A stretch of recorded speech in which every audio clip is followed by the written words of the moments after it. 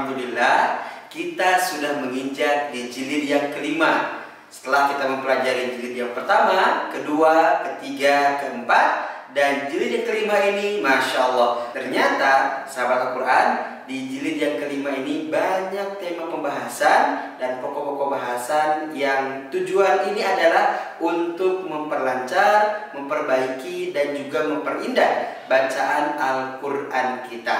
Dan insya Allah kita akan fokus di setiap halamannya ataupun fokus di halaman tema bahasannya supaya kita lebih mendalami maksud ataupun inti dari topik bahasan di jilid yang kelima ini.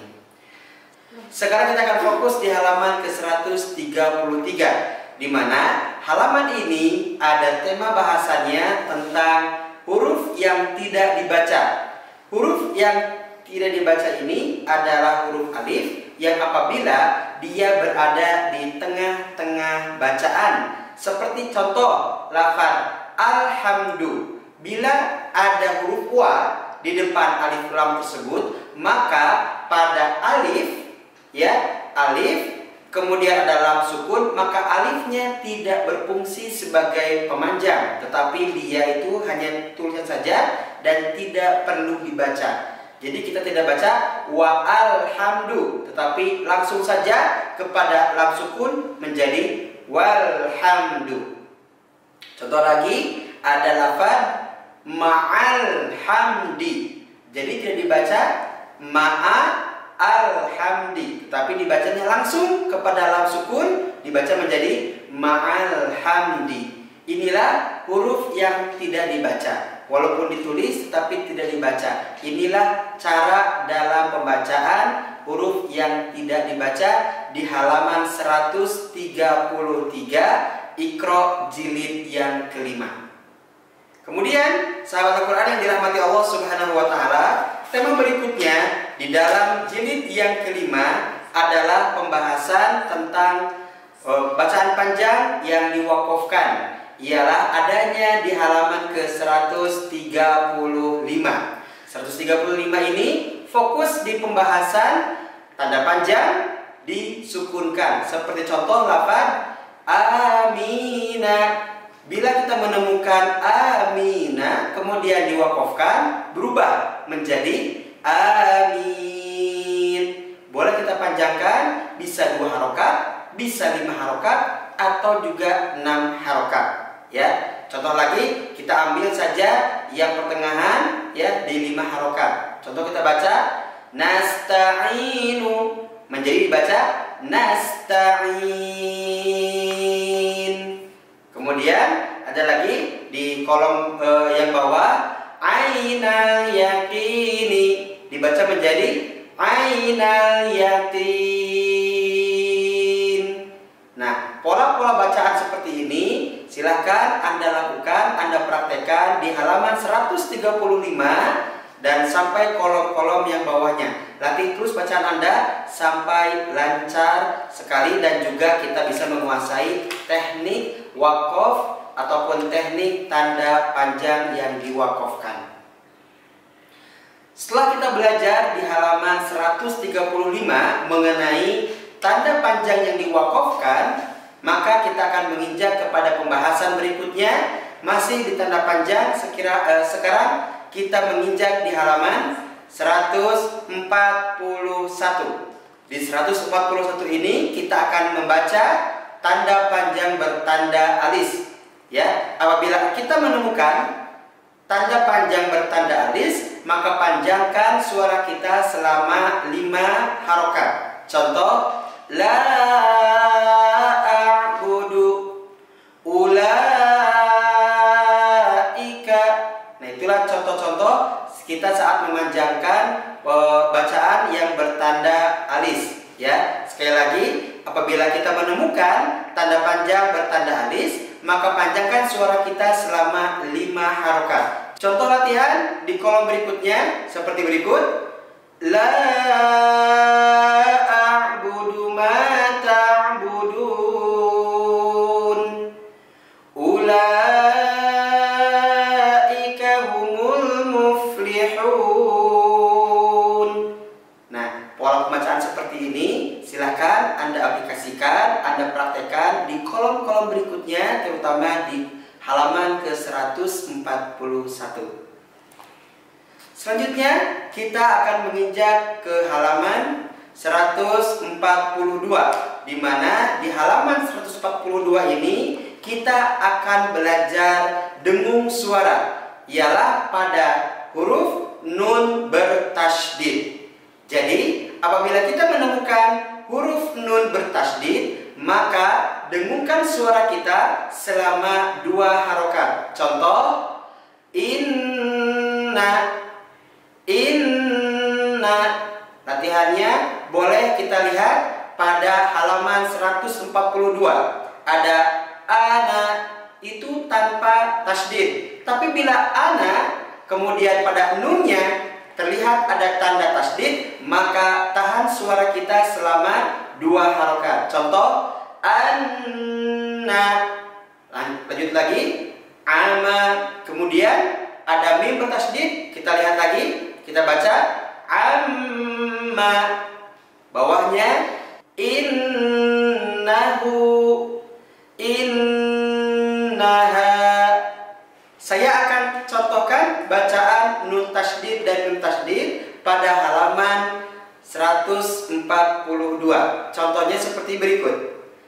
Innahum kanu mujrimin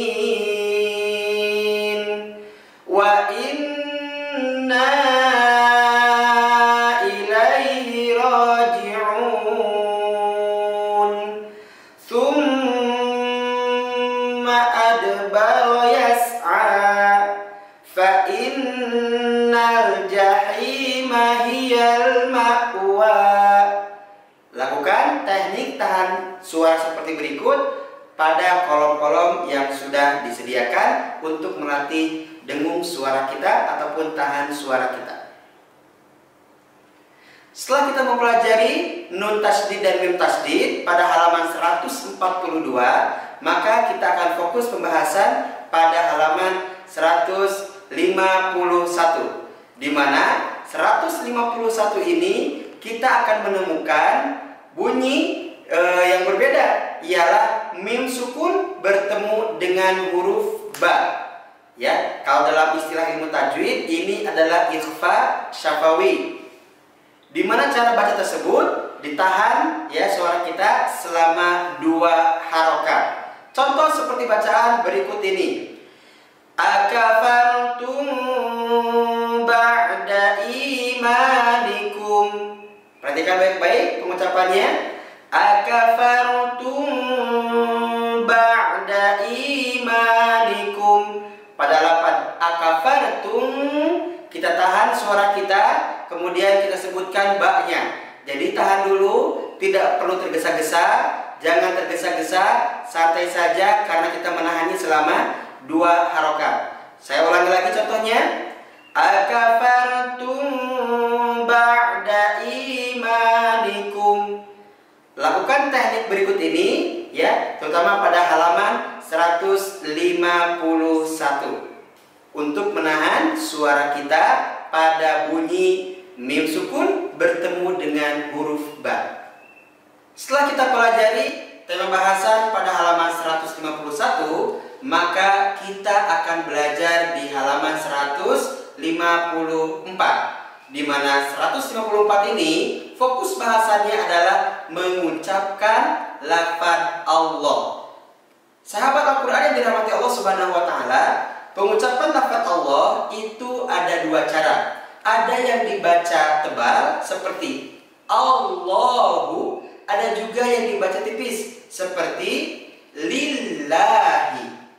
Sebabnya berbeda. Kalau sebelum lafaz Allah ada harokat fathah atau dhammah, maka lafaz Allah dibaca tebal. Seperti contoh wallahu atau rasulullahi. Nah, itulah contoh-contoh lafaz Allah yang dibaca tebal, karena sebelum lafaz Allah ada harokat fathah dan juga harokat dhammah. Kalaulah kita menemukan ada lafaz Allah yang sebelumnya ada harokat kasroh, maka tipiskan bacaan Allah dengan dibaca A. Contoh seperti lafaz Allahu, ada harokat kasroh di sebelumnya, itu dibaca billahi. Billahi, bukan dibaca billahi, tetapi dibacanya billahi. Ya, seperti contoh seperti ini ya. Dan sering kita baca dalam lafaz bismillah. Contoh bismillahi atau walhamdulillahi. Itulah pengucapan lafaz Allah. Ada dua, yang pertama tebal, yang kedua tipis. Ada yang Allah, ada yang illah. Sahabat Al-Quran yang dirahmati Allah Subhanahu wa Ta'ala, setelah kita belajar bagaimana pengucapan lafaz Allah, maka kita masuk kepada pembahasan berikutnya, ialah pembacaan waladhdallin, ya, di mana lafaz ad-dallin itu kita panjangkan 6 harokat disebabkan ada tanda panjang alif bertemu huruf yang ditasydid, ya, huruf bertasydid, lam bertasydid. Maka kita habiskan, ya, panjang suara kita selama 6 harokat. Jadi 6 harokat itu adalah batas maksimal bacaan panjang. Oke, contoh waladhdallin.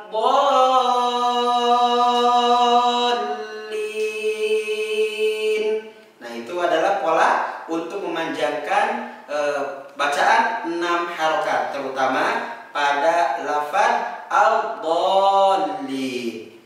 Sahabat Al-Quran yang dirahmati Allah Subhanahu wa Ta'ala, alhamdulillah, tema per tema dalam halaman per halaman sudah kita pelajari di jilid yang kelima. Dan tentunya isi dari bahasan tema di jilid yang kelima ini adalah merupakan tema-tema untuk memperindah dan perbaiki bacaan Al-Quran kita. Terus latihkan bacaan Al-Quran kita ini, ya, dengan pola-pola yang sudah kita latihkan, pola-pola yang sudah kita pelajari, supaya bacaan Al-Quran kita semakin baik dan semakin benar. Sehingga kalau sudah lancar, sudah sempurna, sudah baik, pembacaan materi-materi ataupun halaman-halaman yang ada di jilid yang kelima, kita langsung lanjut kepada jilid yang ke-6 di Iqra Millennia.